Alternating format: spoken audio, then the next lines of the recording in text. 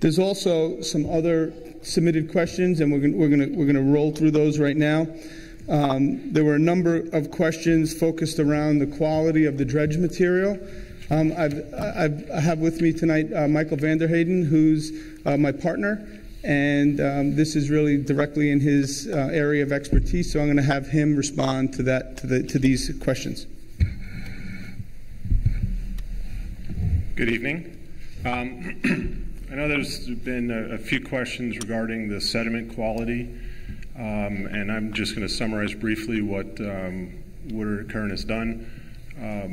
Woodard & Kern, on behalf of the town, conducted a very preliminary sediment assessment to determine the quality of the sediment for really sort of two primary reasons. One, to determine whether moving forward was feasible from a cost perspective, or if the sediment was so impaired that the actual removal and disposal costs would be too high.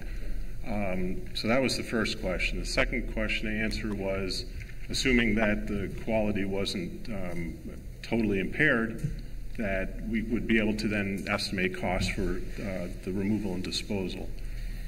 Based on the results of our study, obviously it's not horrendous because otherwise we wouldn't be here. But we did find some chemical constituents in the sediment, which is no surprise. We found basically things that are associated with any sort of developed area around a water body.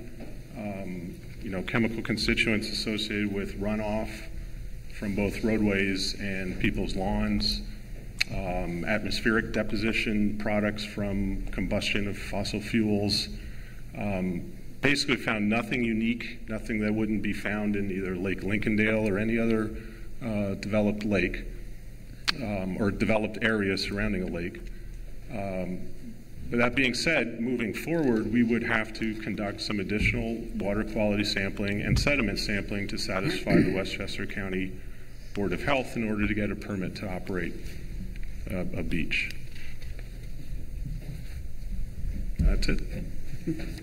So, and of course, as I mentioned before, those standards, of course, because some of the questions, I don't want to necessarily read the questions, but a lot of them are focused in on the health aspects as well.